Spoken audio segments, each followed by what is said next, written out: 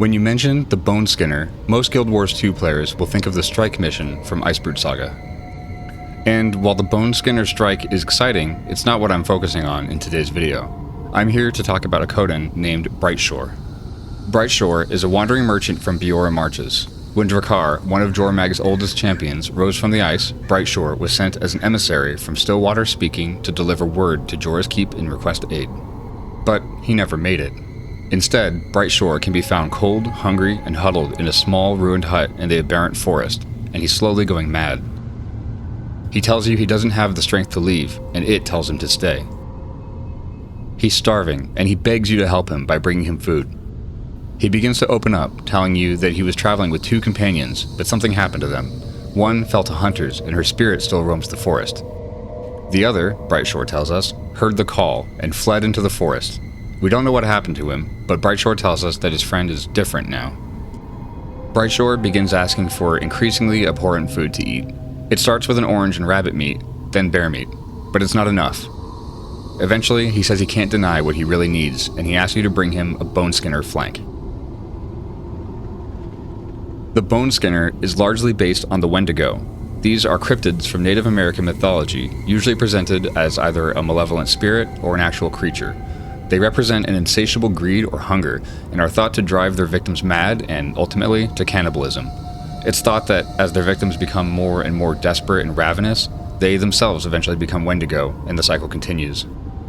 If the connection to the Boneskinner wasn't aesthetically and thematically obvious enough, it's worth noting that in a Guild Chat episode, the developers even mentioned that it was originally named Wendigo during development. It also bears an obvious resemblance to existing depictions of the Wendigo. Like Jormag, the Boneskinner preys on his victims by stalking them and whispering to them to convince them to do whatever is needed to better serve Jormag. Brightshore mentions that it tells him to stay in this freezing shack, even though it's literally killing him, starving him in the woods, making him hungrier and hungrier.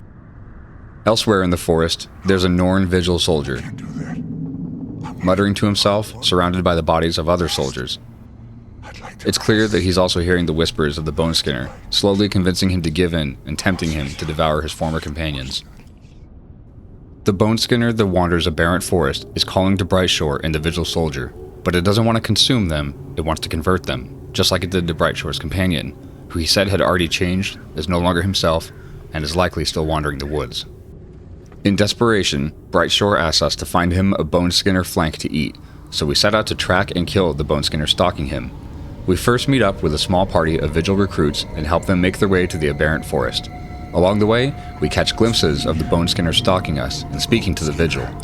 We're instructed to ignore its whispers, but it still manages to convince some of the Vigil to turn against us.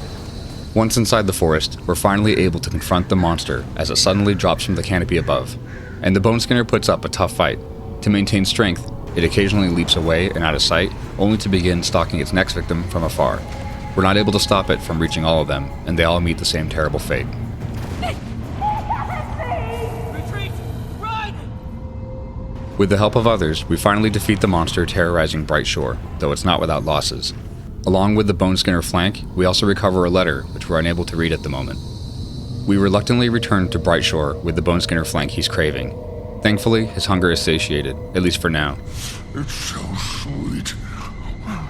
Makes me whole. The ache is gone. It's finally gone. You saved me. It's really gone. I can't hear it. Just need to rest for a little while. Thank you. Thank you. So, we return to Jorah's Keep, where we're able to sit down and read the letter that we recovered from the Boneskinner. What's happening? The whispers draw me deeper in, warm, gentle, like a mother comforting her cub, an old friend welcoming me home. Is this my home now? They remind me I'm still alive, still hungry, always so hungry.